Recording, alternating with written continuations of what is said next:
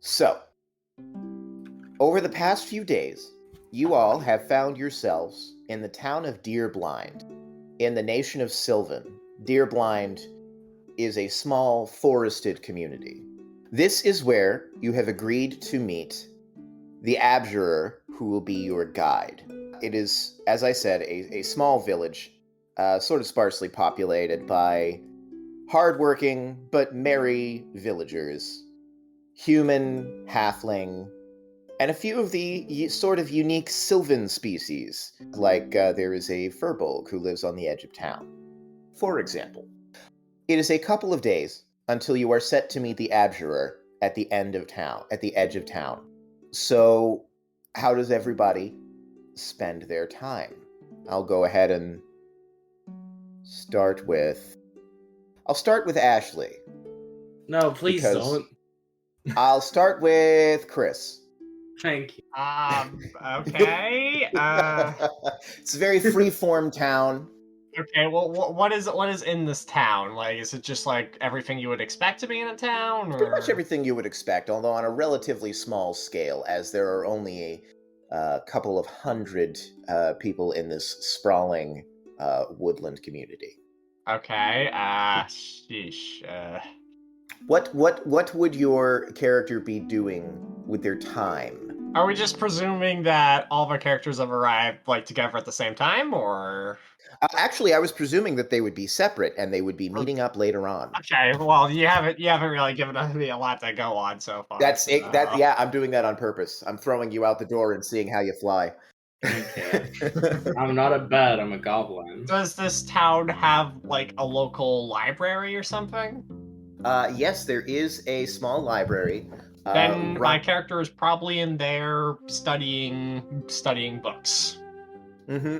It's a bit sparse on some of the more technical tomes that you may be used to, rather sort of skewing more towards histories and folklore of the Sylvan area. I stand by what I said. Yeah, no, absolutely. Your character would be interested. They find a book that is entitled The Great Artifacts of Old, which talks about pre-Mage War artifacts that are believed to exist somewhere in the realms of Sylvan, or possibly in the Fae, as Sylvan is very close to the Feywild in the grand planar scheme of things. There are many stories of people wandering into the woods, for example, and discovering that they have wandered into fairy circles and Fey kingdoms where they only occasionally manage to escape. So he's probably just researching, going through that book, trying to get all the information he can. Mm-hmm. And this is where you spend your time as you are waiting for Abjurer. The Abjurer should be here at the end of the day today at this point, I'll say. Okay. All right. So you got your nose in a book. Cody. Man, he is an incredibly conspicuous figure. Sure is.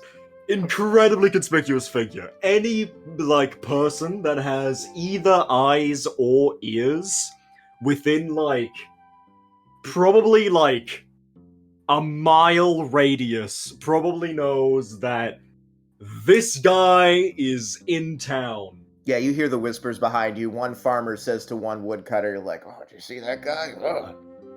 Oh, what's the weather like up there, buddy? Oh. Man, that guy sure is here."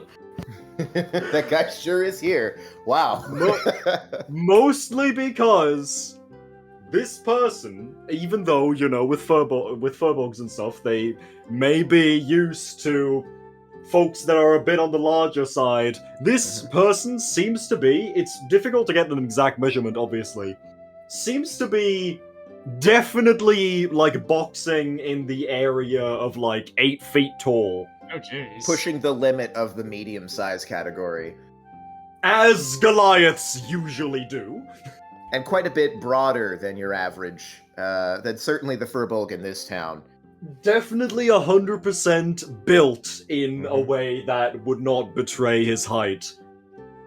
Eight foot Also- tall, also 8 foot wide. It's very upsetting to watch. My An God. actual cube. He's a cube.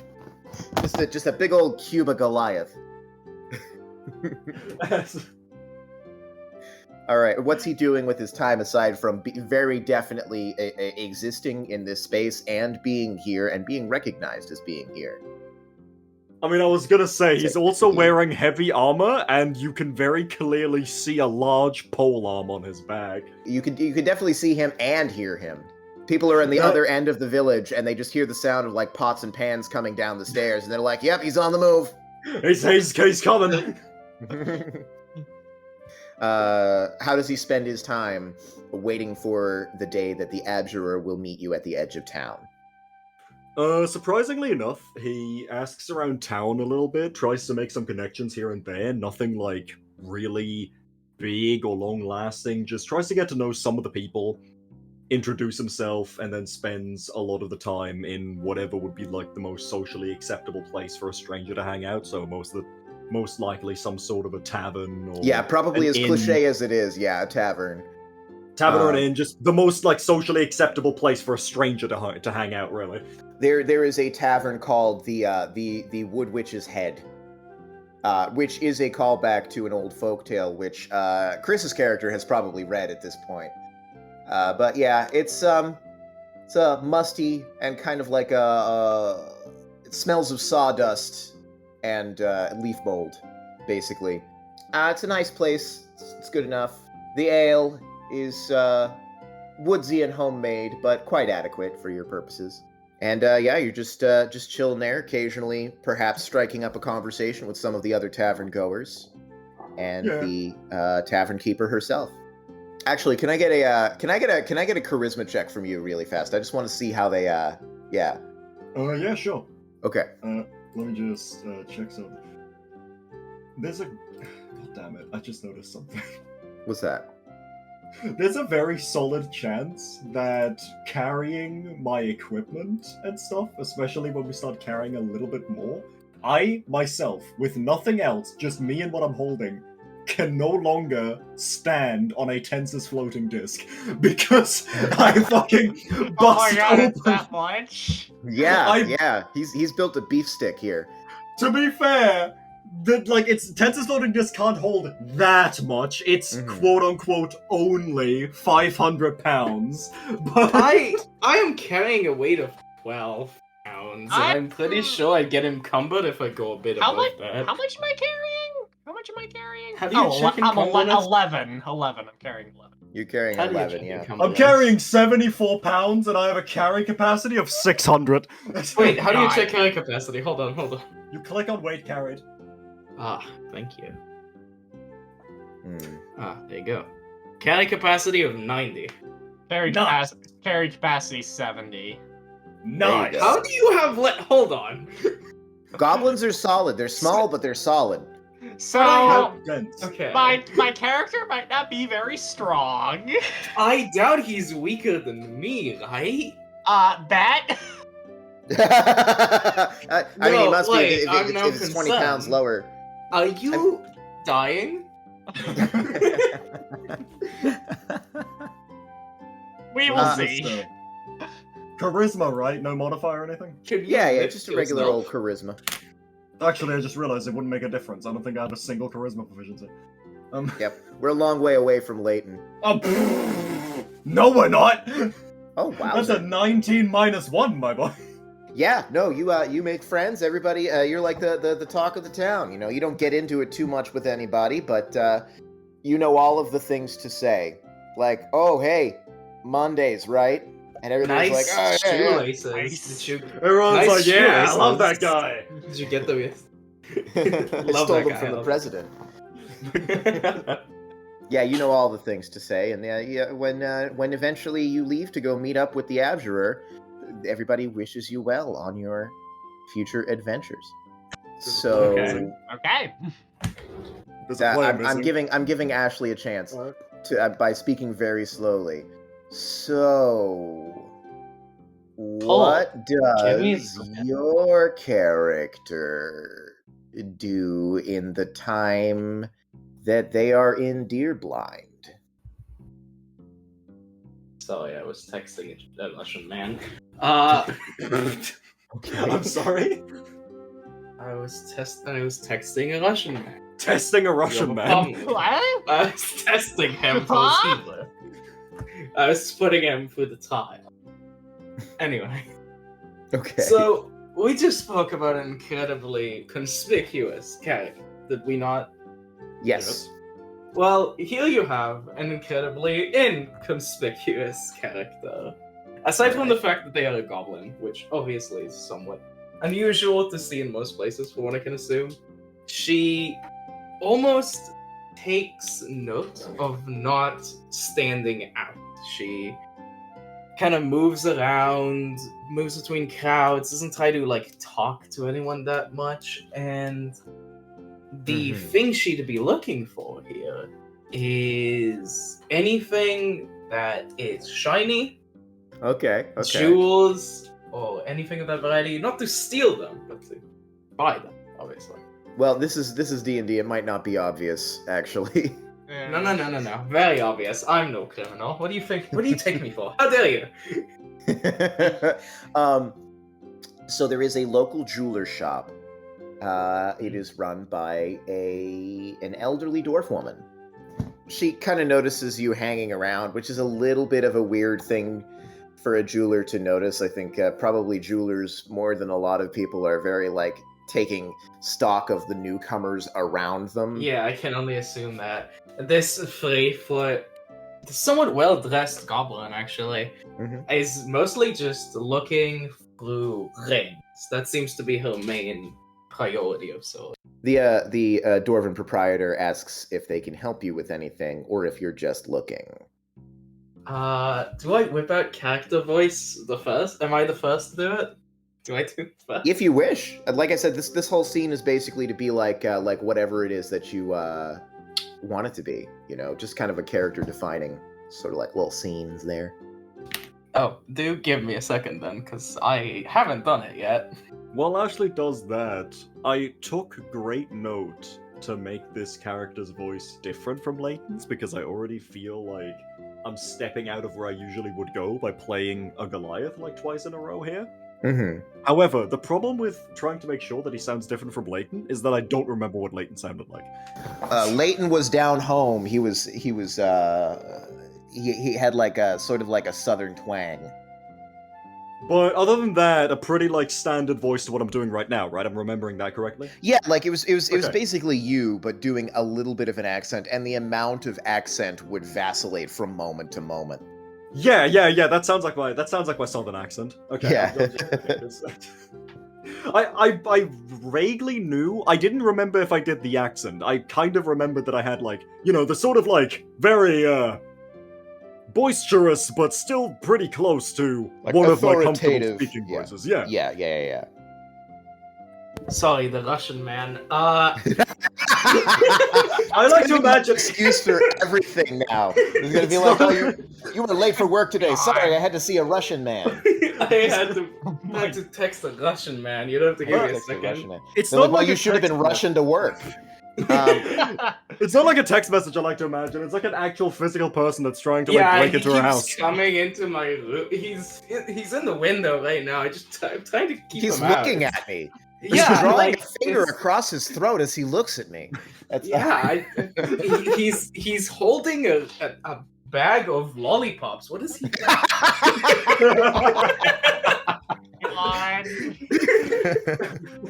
Messed. Well, actually, yes, I could use help. Do you happen to carry any rings made of silver and sapphires?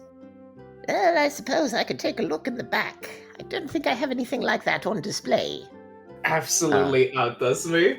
Ashley feels outperformed by the prowess of vocal control. Yeah, I know. I can't do that. I had no idea what this character was going to sound like until it came out of my mouth. I'm sorry about that.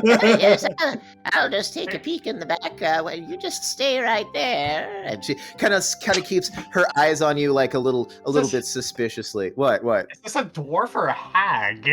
It is a hag-like dwarf. It could be Hag-like dwarf? Could be both. Her name is Hagnes. But no, the goblin who honestly doesn't seem phased by the side-eyeing and the glares. She's kind of used to it for obvious reasons. Just stands around. She doesn't actually move much aside from normal being movements like blinking or breathing. She seems to be concentrating on something else. Interesting. As she is rummaging through the stuff in the back room, Hagnes, the dwarf, seems to constantly keep coming by the open door that leads to the back room and casting her eyes out, like she's just checking on you really fast, and doesn't seem to keep her eyes off you for more than a couple of seconds, just because, you know, it's uncertain of the whole thing, and you've been hanging around a lot, so... Anyway, yeah, eventually she does come back out with a small selection of silvered sapphire rings. Wow.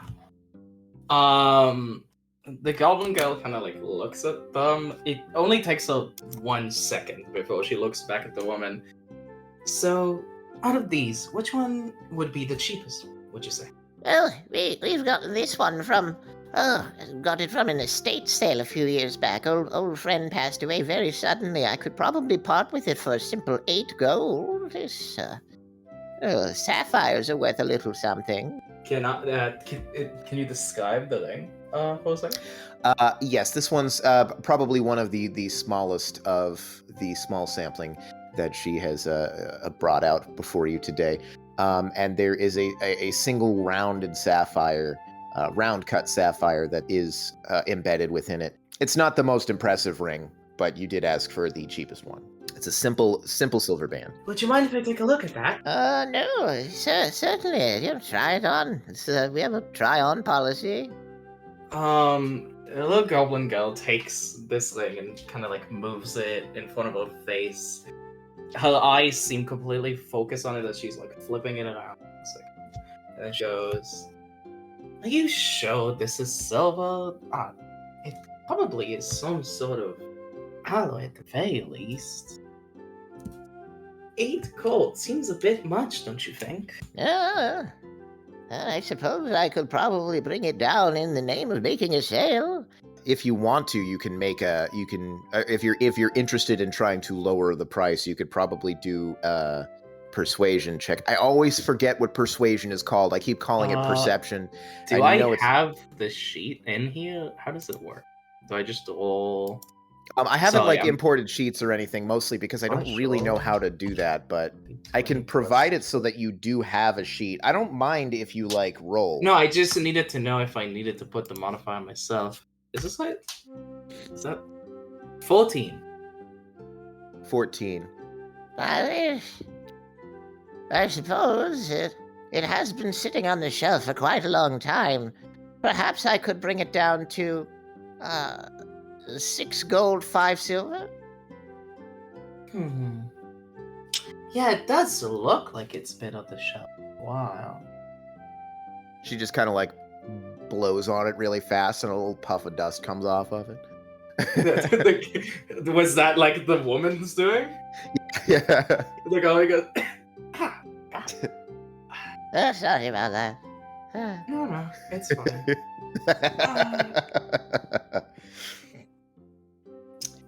I think 6 silver would be best for that, given how old it is. The 6 gold. 6 gold. I was gonna say 6 silver. Yeah, no, that was a mistake. So what if I give you the what if what if I give you nothing and you give me this ring? No, that was a mistake. What if you give me this ring or your life? I tell you what, I won't go a hair lower than 6 gold 2. 6 gold 2 silver. I suppose that's fine. Here you go. Excellent. And All right. as if she already had the money ready, pulls out 6 2 exactly. All right. And you 6 have yourself silver and 11 bronze. No. Get away from me. You have yourself what may have once been sort of like a pinky ring, which I guess is a thing, for to be a fair, human. I'm a goblin, so this fits. Exactly. So this might fit more on your thumb. It's a little. Also, but yeah. While pulling away, I make sure to move out very quickly because she might take a bit to notice. I didn't give her 6 gold and 2 silver. I gave her 5 gold, 2 electrum. 6 gold, 2. You gave her 5 gold, 2 electrum. Uh-huh. Wait, isn't that it? It's Yeah. the That's same still amount 6 of money. Yeah. But I gave her Electrum to is Electrum. cursed, and anyone in their right mind would see it as an insult to have it laid out before them. So Ashley's character just spent about a month's wages for your average, like blue collar worker. Yep. Yeah, you find yourself in the possession of a new ring, and it is just about the time. And I assume that's why you've finally initiated your decision to actually purchase something from this shiny jewelry shop. Is that now you have to get going to the outskirts of town and meet your abjurer. And in fact, everybody at this point would probably be converging on the abjurer outside of town. Clang, clang, clang, clang. Oh, he's on the move again! He's on the move again. My character just walks out of the library. Just hears this clanging noise. It's just like, what is that over there? Like a whole gaggle of librarians come to the door and they just go shh. Yeah, no, like my goblin's ears just kind of perk up as he just glares. Yeah, It's not. The thing is, I'd like to elaborate. You get the feeling like it wouldn't. It's not incredibly loud. It's just that this is also a very, very, very quiet, like little town. Yeah, it's true. Mhm. The trees that surround you basically sort of absorb any sound that might be, coming in over the hills or anything. So it's a quiet If you little were in town. if you were in a city or something, it wouldn't be that noticeable. But it's a sleepy little town, and there's this guy in full armor. Mhm, Yeah. yep. The edge of town is a little bit difficult to distinguish from the center of town, such as the nature of this little village. But there is sort of a crude wall, or more of a fence, really, that sort of goes in between the trees, just to sort of like siphon down any potential incoming threats from the woods to a few defensible points. And there, standing just outside of that wall, is a tall human figure. She is long of hair, but it seems as though the color has been entirely drained from her. Her hair is a white-gray color, her skin is a white-gray color, and she wears the silvered armor that is sort of like signature of the abjurers of embargo. And she stands stock still, watching the road from town, and sees you as you come up. Clank, clank, clank, I was gonna clank. say, and here's us. Yeah, and then here's it. Does that area also have a bunch of invading red circles in it? It does now, apparently. They are circle flowers. They grow in the trees, and they basically look like little wreaths of red flowers. Thank you for the illustration. I appreciate that. It is You are welcome. circle flower season, so. Circle flower season. It's circle flower season. And then the one blue circle flower. And then the one, yeah, that was a freak. That's a freak. That's a mutation. It won't survive. Yeah, even as you watch it, the local woodcutter is setting it on fire because it could destroy the local ecosystem. Oh Everyone's no. scoffing at it. It's fine, just light a tree on fire light a tree on fire in the forest, it's no big- in a forest that is surrounding a wooden town. It's called controlled burning. Morris, stop lighting things on fire! It's blue! It must be destroyed! Cast it into the fire. Cast it into the Oh fire! my god! The circle flower is mine. Oh my god. I was gonna have my character get there via trees, but now I'm not gonna do it. Yeah, I know. This is a hazard now. No, You start I'm to not smell now. smoke and you're like, I'm gonna walk. On second thought, walking sounds nice. But while the goblin walks by the burning blue flower, she sneakily creates a mage hand to take one of the petals. Okay. It You have shall a live blue- on. You have a blue. Okay, you have a blue flower petal, and you've come into possession of a small sapphire silver ring. The Abjurer regards whomever is there first. Who is there first? I'll leave the other people to decide that. I don't have much. Definitely I- not me. I Okay. sadly did not pick squat nimbleness. It looks like it's me. Let's put it this way. My character is actively trying to avoid this Abitur. There we go. I speak English. My Chris, character Chris speaks the other half of the language. Yeah, Yeah. Adam speaks one half. I speak. If the you other put half. yourself together, you'll get one whole person. Yeah. You'll get one whole Yeah. English. One whole English. I know, she's inspecting the flower, so she's taking her time. Okay, clank, clank, clank, clank. One stolid, tall warrior confronts another stolid, tall warrior in the middle of the road out of Deerblind. She looks you up and down, but says nothing. Well, like, how far away are we? Like, does anything happen? Like, is anything stopping me from getting into, like, I was gonna say melee distance, conversational distance. She hasn't moved, so you're as far away from her as you wish to be. Gonna approach to, like, 15 feet or so. I guess now that everyone is overhead and now that a conversation is about to start, you guys notice a raven that is flying around. Just Getting the lay of the land.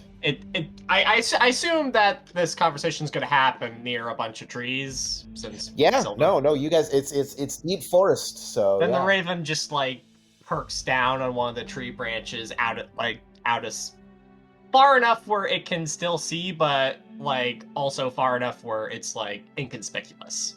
Right, gotcha. So I was going to make it caw, but if it's trying to avoid notice, then, No, yeah. it's trying to be stealthy. All You're a right, very yeah. sneaky call, like it's whispering. Yeah, yeah, a sneaky caw. All of a sudden, the raven starts like humming the Mission Impossible theme to itself. It's not entirely uncommon to see ravens in this area, of course, but this one does seem to be taking a particular interest in the meeting that is about to happen, as Cody's character has stomped up to the human abjurer. Oh, the fire spreading. I just noticed. And it's just like, oh god.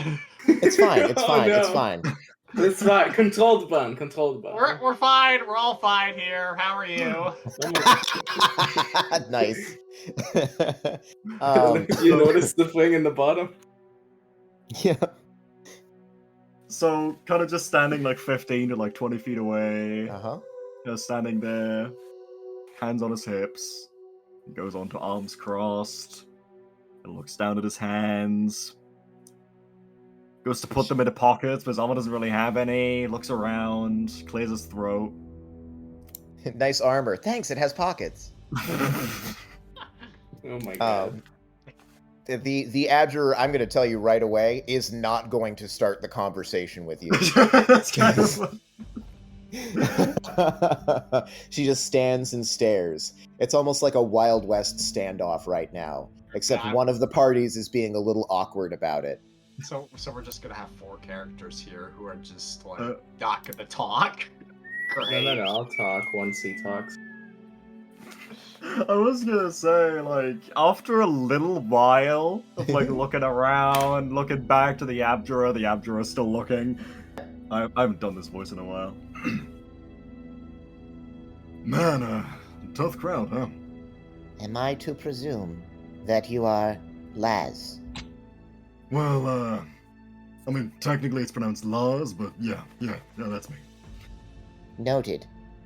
Oh, you're, the Abjurer? Yes, Abjurer Sunder. Not big on conversation, huh? I am not here to socialize. I am here to see that the tenets of the embargo accord are upheld. Nice. So, nice weather, huh? I have no opinion on the weather. Hey, would you look at that? Look who's going over the horizon. It's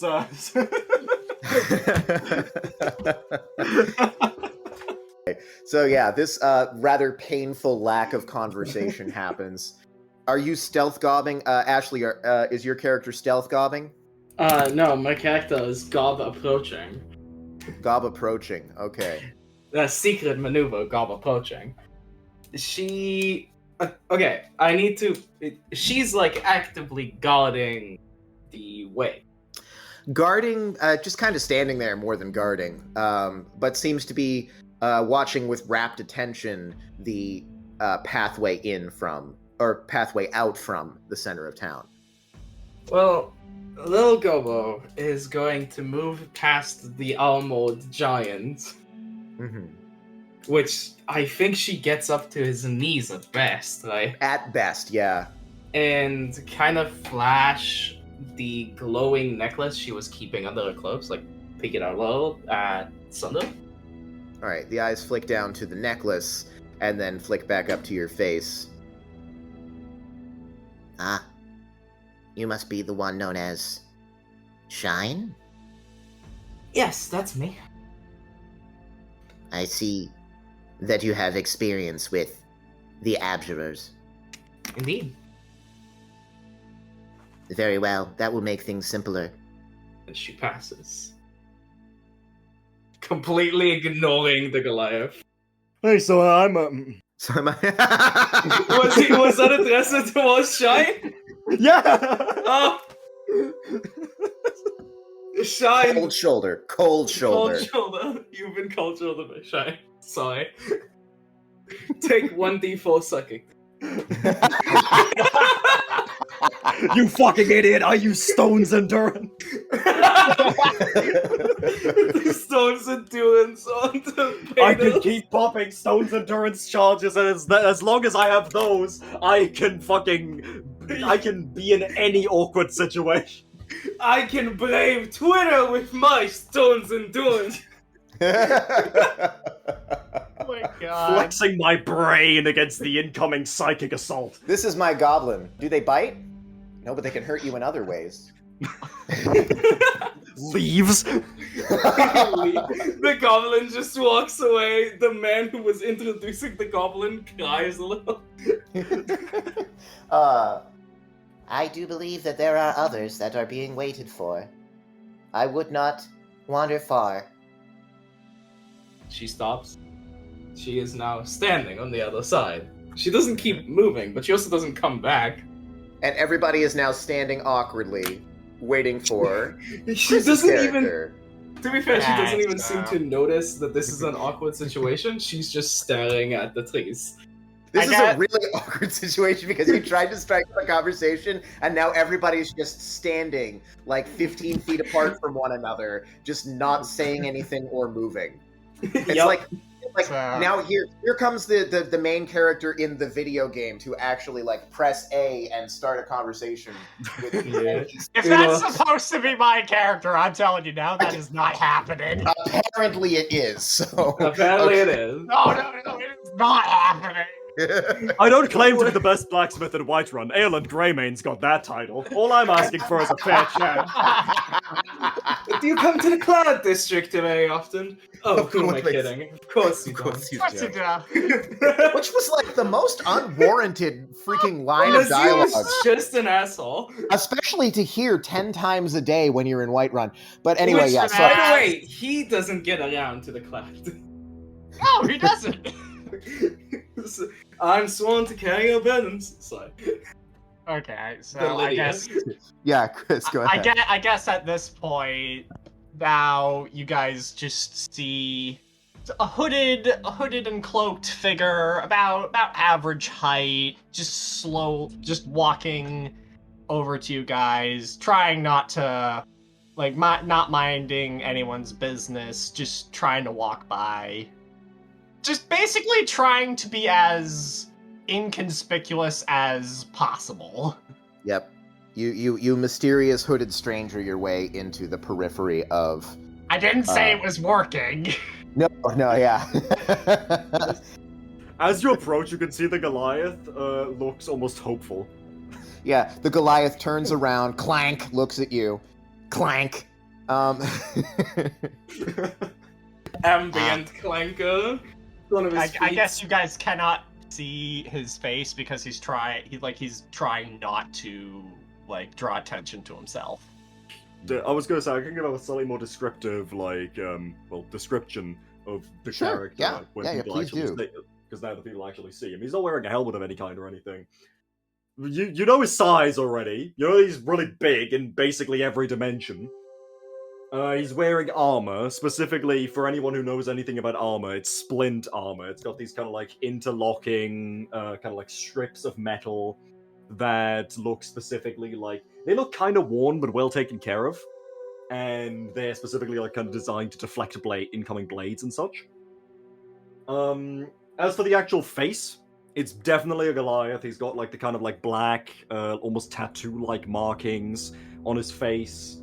Noticeably, it's a bit difficult to tell age with Goliath sometimes, simply because of they don't have any hair. They don't really get wrinkly all that much until a very late age. But They often don't live long enough to get wrinkly. Yeah, that too. It's you could definitely see that this guy isn't that young though, mostly just because of the kind of gruff aesthetic he's got from a couple of scars on his face and stuff like that. Generally just giving the sort of semi-gruff aesthetic that you would expect from someone who's middle-aged, though there's no way to tell if he actually is middle-aged. Gotcha. I guess all you can really tell about my character is that he's about average height and Average The height only one for a that- what? That's an or important. for a half elf. A Yeah. half elf. Average height for a half elf, though you can't tell he's a half elf. And all you can really tell is that he's about 5'6" and he's got pale skin. Or light skin, I guess. Yeah, not as light as the Abjurer though. Not as light as the Abager, but about average for a half elf. Abjurer is a tough word. I'm not gonna lie. I kind of wish I Like- could pick something different at this point. I'm probably not gonna be able to pronounce God, it why is correctly. Abjure a tough word for you guys? Also, look in general. Abager. Abjure. Yeah, think a juror in a jury, but they have crazy abs. Abjurer. Dear lord. I like how the mysterious hooded figures average height, but that makes them stand out in this crowd. Am I the only one here who's average height? Yeah. It's Also, entirely possible. My For God. what it's worth, as Ashley updates this, I'd like to say real quick, I was really having a minor stress moment over what actually is average height for Goliaths, because it's easy to look at the description of they are about 7 to 8 feet tall. And assume it's think 7.5.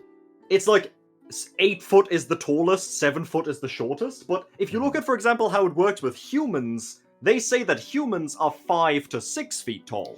So but- yeah, you could easily be. A person can be 6'5", 6'6". They could be 7 feet tall. Yeah, a But- person can be yeah. 7 feet tall, a person can be 4'10". Now the vast So- majority of people are between 5 and 6, but there is clearly more variability than what is being presented. Okay. If that means the same for Goliaths, that means that there's 9 foot tall Goliaths out there somewhere. They're just pretty rare. Master Ravenwood, our party is nearly complete. Just looks at her. It's just the one I'm supposed to meet. Indeed. Looks her up and down, but just silence. Mhm. A very Oh. big hand enters your field of view. Ah, Ravenwood, was it? It's lovely to meet you. You can call me Lars. It just looks at Lars. Very well, Lars. It's Lars without the.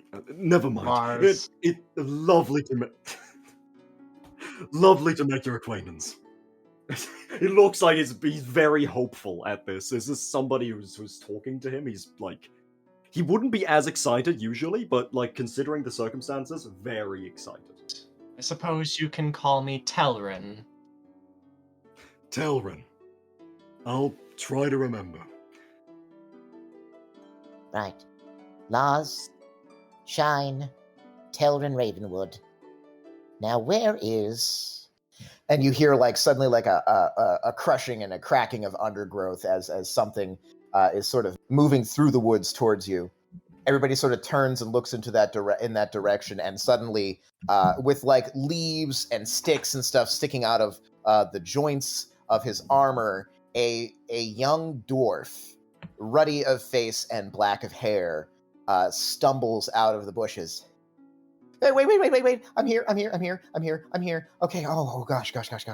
I thought it was the other end of town, and I went to the other side, and then I was like, oh, they're not here. I'll look around, and then I kind of just kept going, and like next thing I know, I was circling through the woods, and I just say, I'm sorry, I'm late. It's all right. We've just arrived. It's all okay. I assume you're the last member then. Yes. I'm Bog. I'm the cleric. I'm the healer. I've got lots of healing. I can do any old. I'll go for coffee. Oh, I'm just glad to be here. I'm really. It's good. I'm just so happy for this opportunity. Again, I'm sorry I'm late. I just please don't like hold it against me. It'll never happen again. Okay. He kind of like leans down as far as he can. Like, hey Bog. Sorry. Yeah. Hi. Yes. It's all right. It's lovely to meet you. All right.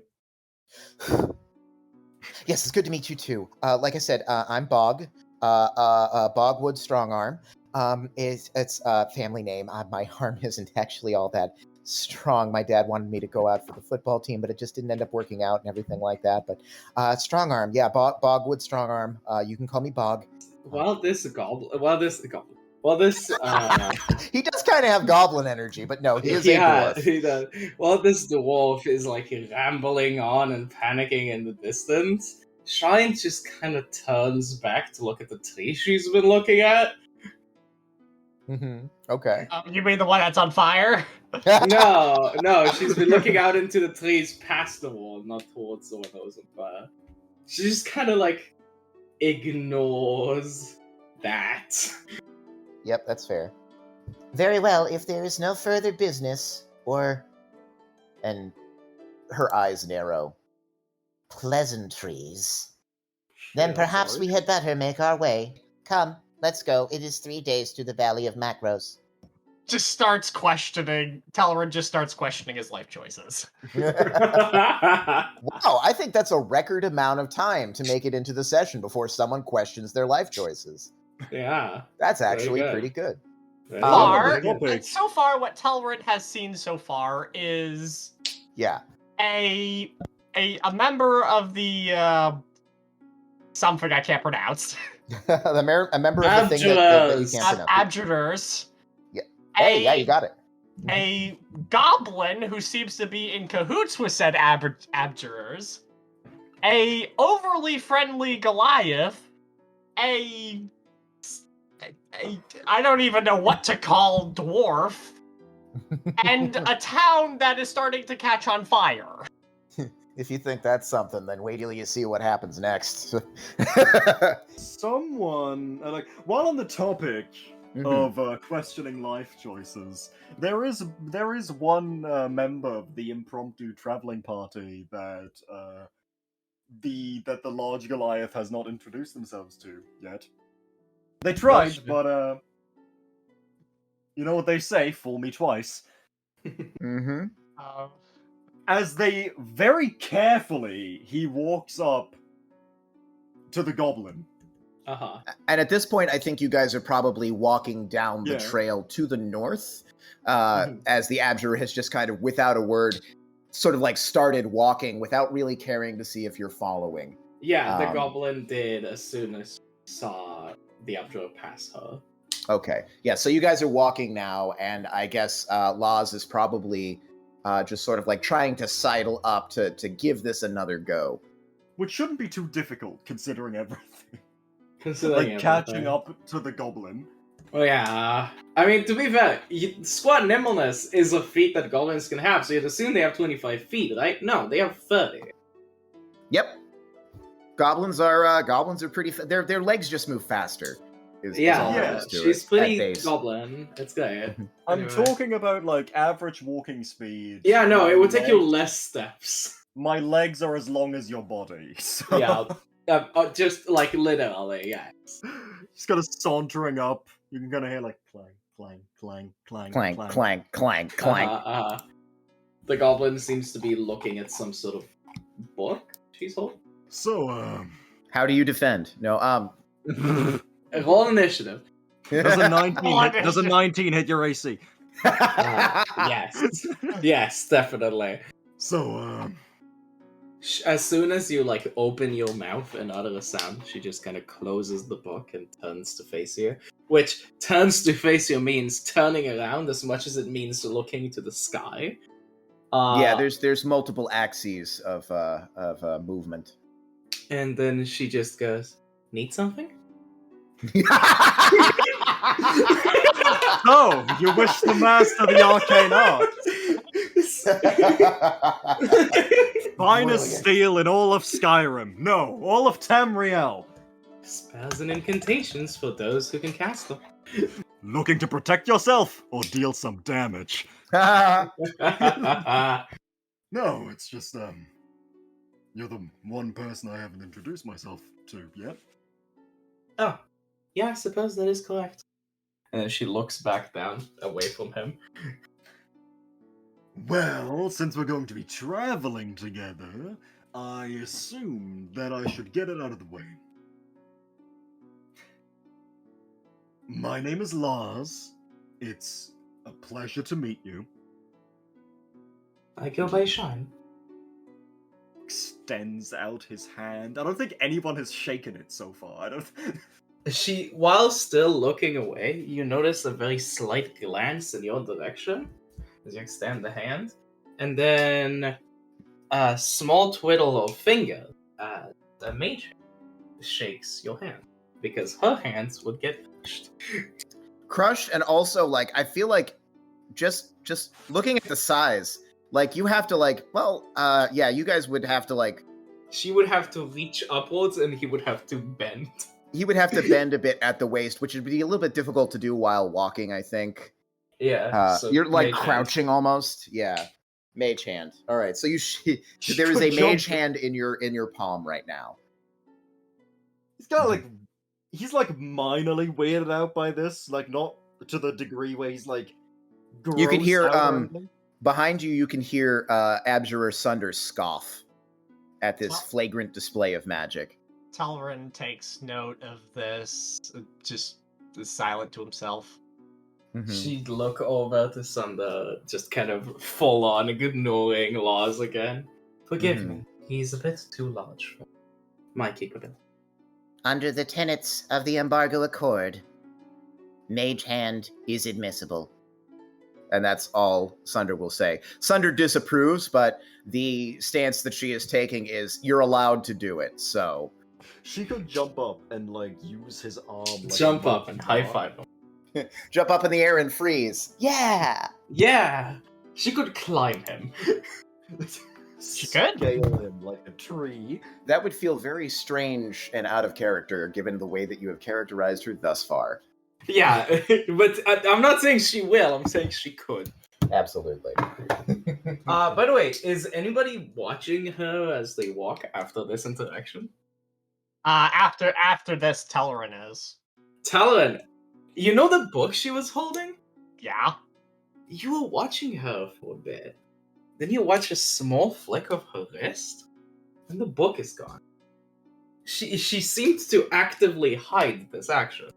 Tellerin once again takes note of this. Very cool spell. I like that he seems like the sort who just sort of like takes in the information but does not act immediately. Though he does now appear more interested. Okay. As if something has piqued his interest. We're dancing around each other a little bit at this point. It's interesting. I know We're Cody knows exactly what just happened. I do actually. Cody does. Wait. Laws doesn't. I'm Do powerful you know? You had a book that disappeared. I could probably think of a couple of different ways that could be a thing. I'm But just gonna text it to you because I want to make sure that you're aware of what's going on. It's the flick of the wrist that sold it for me. Yeah, exactly. alrighty. So correct. So now everyone's like on the road traveling. I take it. Yes, quite so. Okay. I guess in that case, while everyone is traveling, all of a sudden, a little raven lands on. Let's say Lazar. There's a lot of Lars. landing space Let's say Lars's head. Law's head, okay. Let's just say a little raven lands on his head. There is a bird on your head. So, believe it or not, when something lands on your head, it's quite difficult to figure out what it is. That's true. But you You do feel pokey little feet. Which might help narrow it down. So you see him kind of like assess the situation, and then pull out from his like holster on his side, pull out a hand axe. Okay. And what might seem a bit threatening at first, he holds it up above to the top of his head, and seemingly uses the reflection of the pretty well polished like side of the axe to look at the top of his head, and then use his other hand to slowly reach up and try to like pet it. Bird just looks into the reflection of the axe, almost like it is looking back at you. Very slowly reach towards it to give it like very careful scratches with one finger because, you know. Because 2 fingers could potentially crush it. He's not Don't that kill much my of a- bird! If it's what I think it is, you could just get it back in an hour. You'll be fine. So just that's the bird. That's the bird. Yeah. Bird Does not just seem to have bird takes the pets, I guess. Wow, the birds around here are just that. Wow, they're just wow. They're just very friendly. What noises do birds make when they're like happy? I don't know. I don't know. I basically know. Ah. I guess a little happy. I think pop. a chirp is maybe a little. little. Yeah, but do ravens chirp? I mean, they mostly croak. I think. I guess the No, raven, that's only when you kill them. I guess the raven does a little happy little hop. Mm-hmm. That's nice.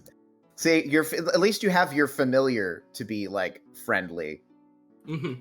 Yeah, no, the familiar's friendly. Just Telerin is cautious, let's say. I like it. I think what they mostly say is nevermore.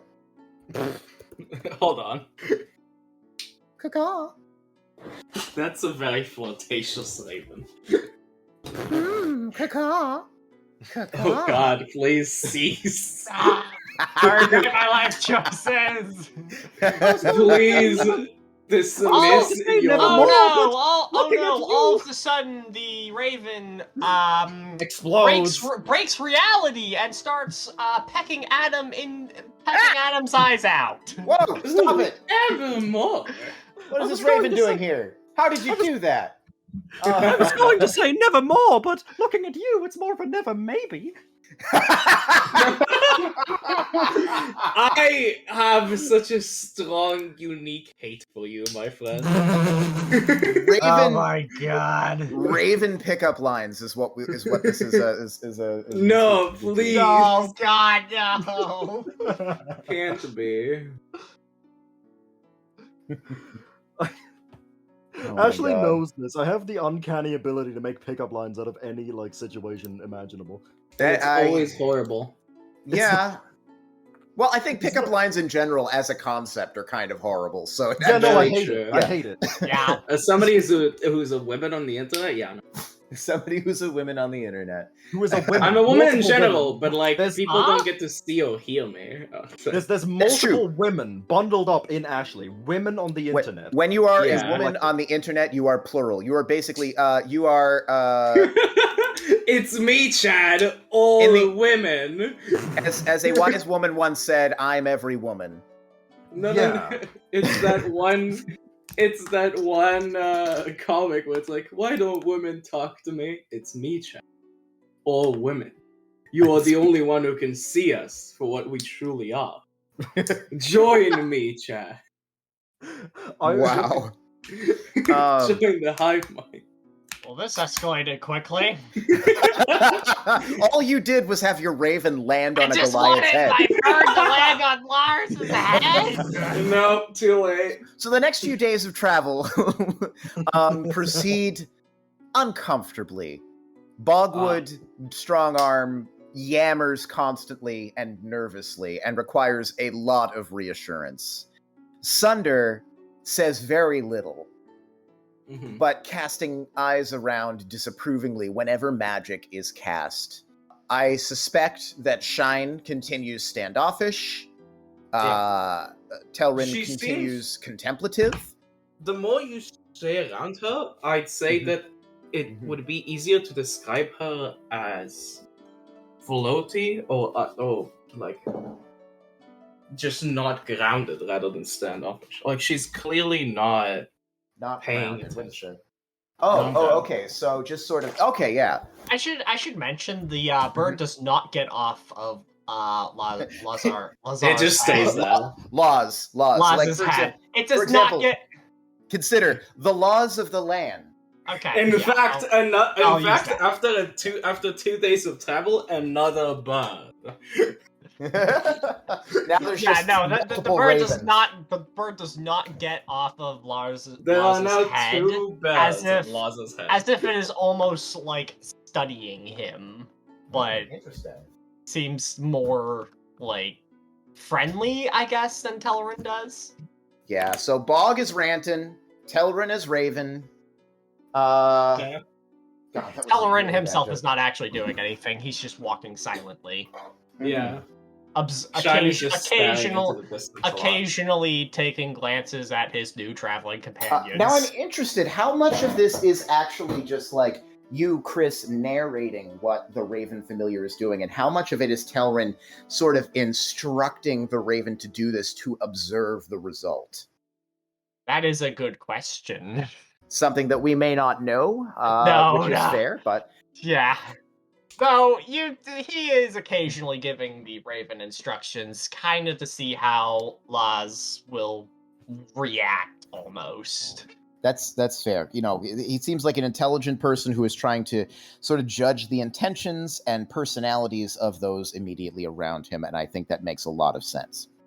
Around the 3rd day of travel, no particular major events up until this point, just a lot of sort of like general discomfort, I think. You start noticing some changes in the foliage around you. The grass grows taller in places, clearings that you pass through as you travel, until eventually you come into a copse of grass. It seems right to use the same terminology. Excuse me, I don't know what that word is. So a copse of trees is more normally how the phrase goes. It's basically like a small area of several dozen trees might be called a copse.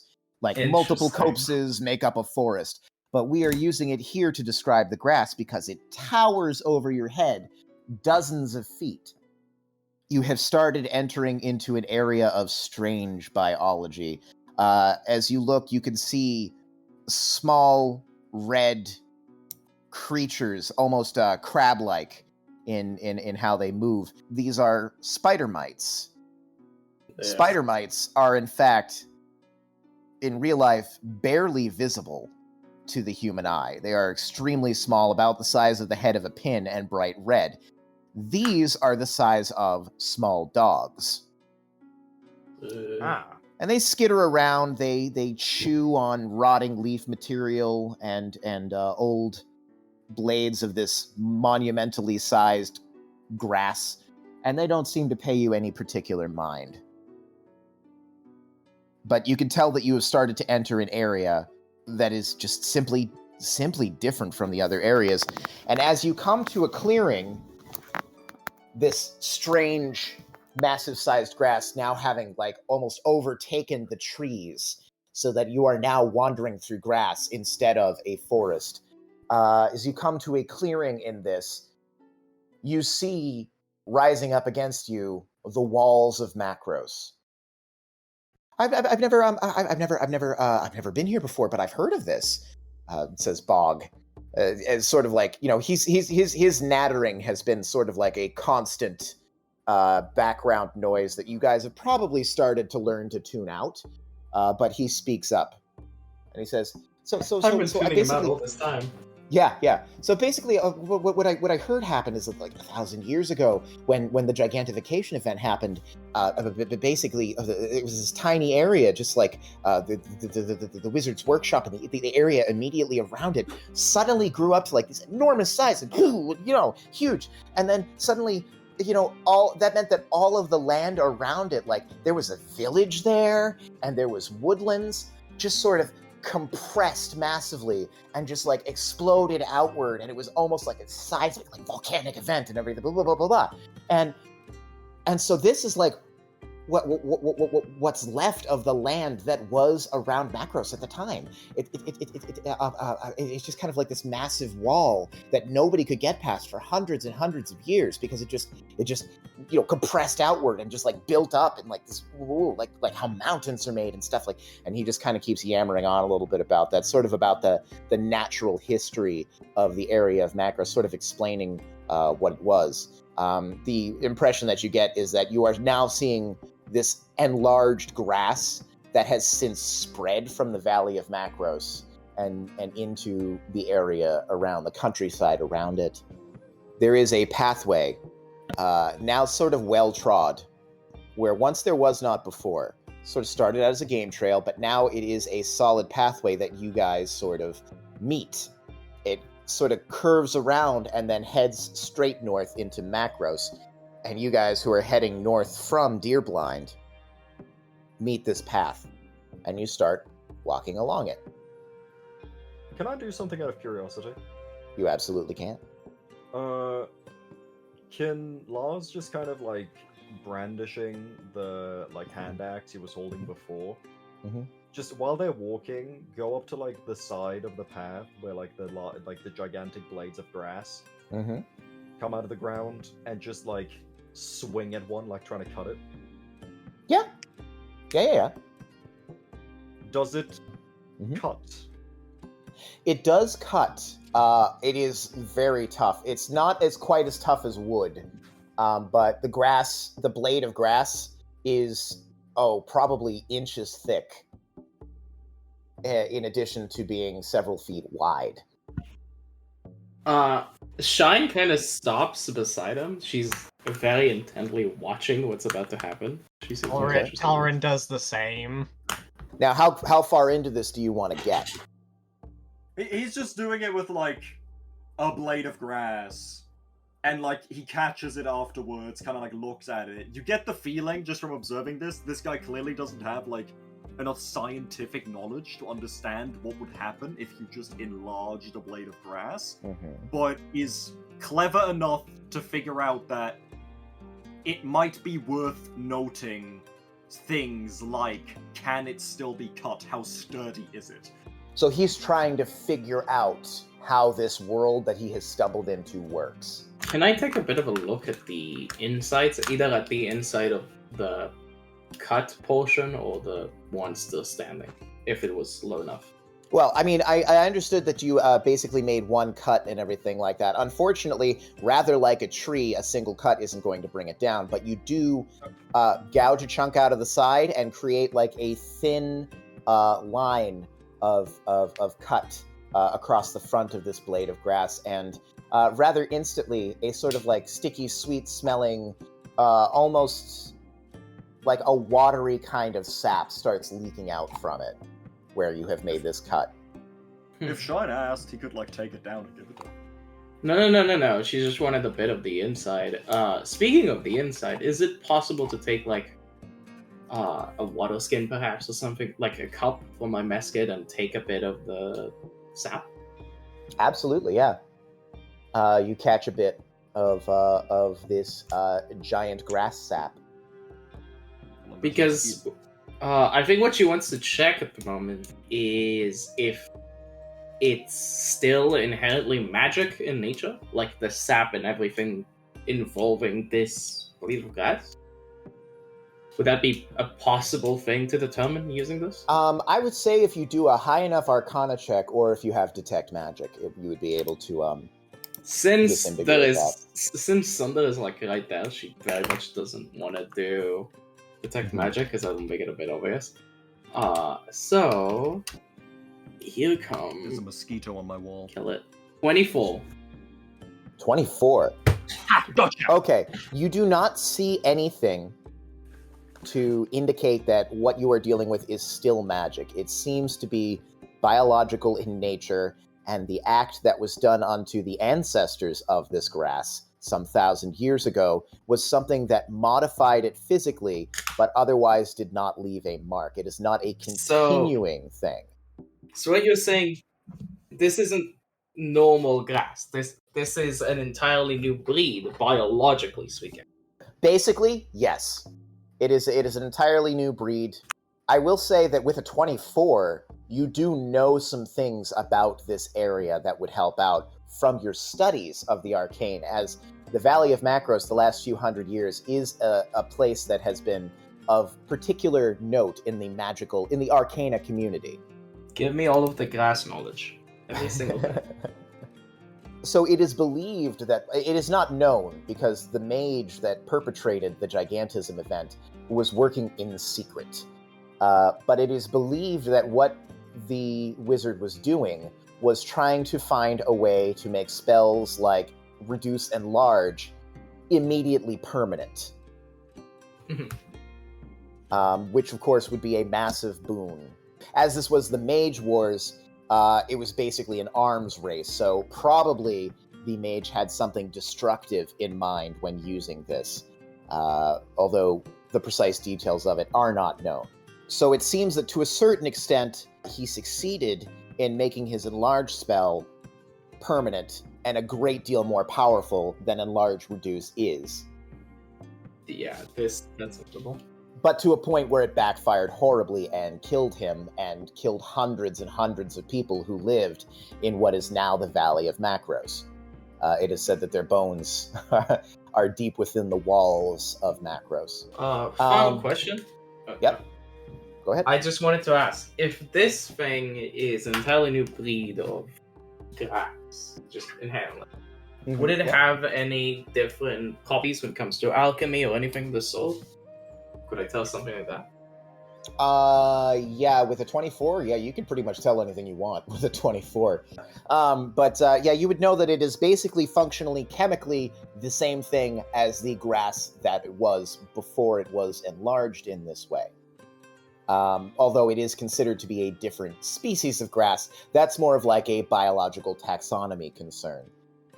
You have heard that it is a quick and easy source of water, because as you have been able to tell, filling up a water skin with sap, just a quick sniff I would filled seem my to indicate glass. it's like a sweet, it's like a sweet water.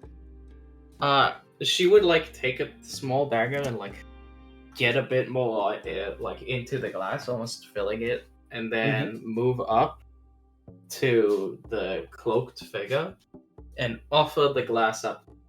To Telrin? Yeah. Okay. You have just Telrin. been offered a glass of grass. A glass of grass. Glass of Glass grass. Do you say grassy ass? Telrin just takes the glass, looks at it, just like studies it. She is looking at you expectantly. Large, beady goblin eyes. I love how awkward I the situation is, because I feel like Chris isn't certain, and also Telrin probably isn't certain of what's expected. No, he's not.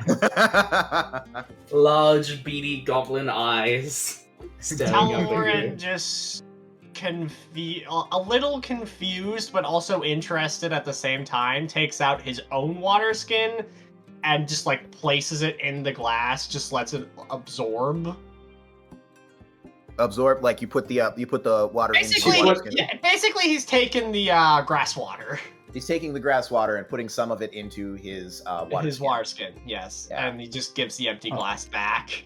The camera pans over to Lars, who, in the meantime, has delivered another chop to the, like, half-cut blade of grass. Clank. And is sort of, like, lifting it up in the air above him and just letting it, like, pour into his mouth. Like a very good gulp. The raven, the long-suffering raven, is forced at this point to sort of flit away or get covered in grass juice. There's two of them. Both Considering ravens. Considering they've been there for 2 days, he's kind of just forgotten they were there. Yeah. It's really good because it washes away all of the raven crap that has gone over all that's encrusting your armor at this point. The raven just flies off and lands on the tip of the blade of grass, which I imagine is in the air right now. Yeah, it's starting to tip gently though as he has cut it a couple of times. The raven just just lets him do his thing. Watching slight interest, just studying him. Amazing. Meanwhile, Shine, who pulls out a different water skin from the one you've seen using this entire time, and pulls more. Well, it's clearly not water. It is clearly thicker. It's a bit thicker, yeah. She pours that into the glass of grass. The glass of grass. Mixes it a little and offers it up to the big man. And offers it up to the big man. The big man is now covered. Oh, good lord! In the sticky grass sap. I wasn't expecting to spend this much time on it. Yeah. We're spending this much time on grass. You offer it up to Laws, and as you do, Abjure Asunder says, "Can we please continue? This is not a good use of our time." We may continue at any time. I was just testing. And she's still holding the glass up to the giant. Mm-hmm. It is a normal-sized glass, which means she's holding it with both hands like a child. And it's a shot glass to Laws. Yeah. Very carefully holding it. It's just the sap, right? Just It's sap. the sap, As water, far as you know. and more water, obviously. Water. Looks at it. Looks at her. Blink, blink. And takes a sip. Clank. I feel like the flavor of vodka is incredibly obvious, right? My God!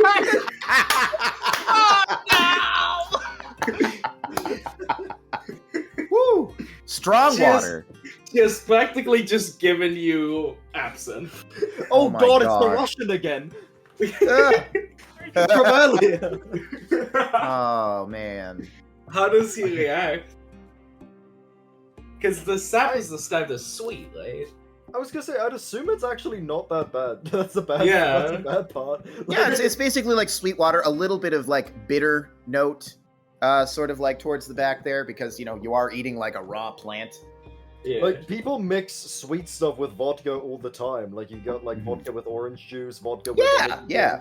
So we've just invented the vodka with grass. Yes, that's yes, called we have. absinthe.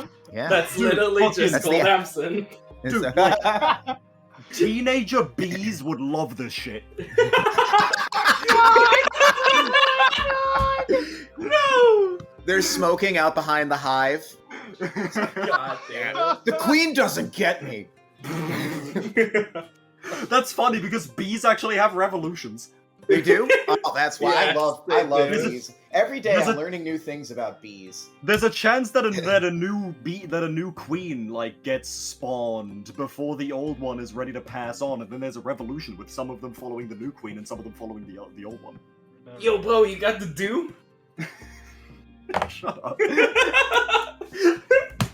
I'm writing Viva la Revolution. Oh, very good. We're never getting to the town. Not at this Sorry. rate.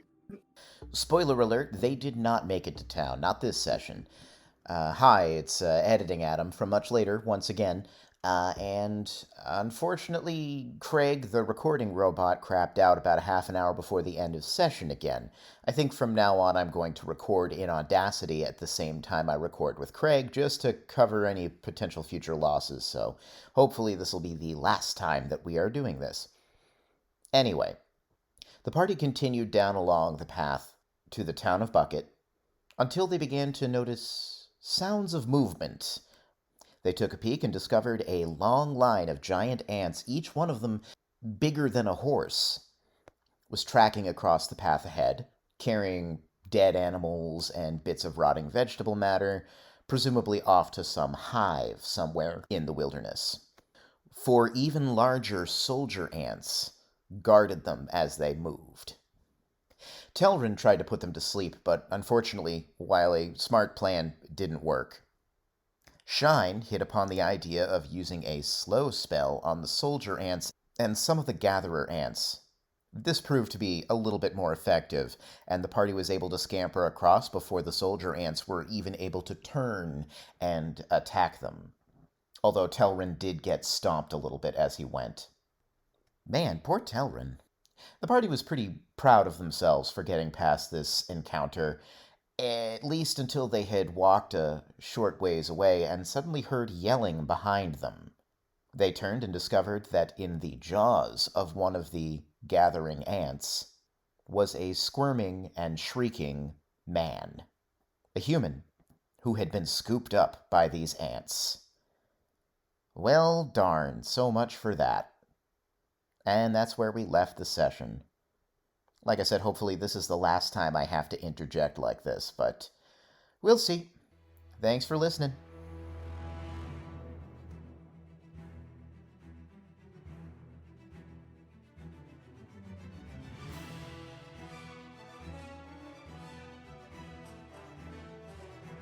The DM is dying. Oh no. Who could we ask for gas facts now?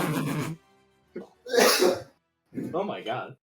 Soon we're going to hear like his body fall to the ground and then a new one come up to the mic. I am returned. Are you the real one? Are you the real Adam? We're getting off topic. What do you care? A dungeon master's a dungeon master. That is true. That is true. It's true. It's true.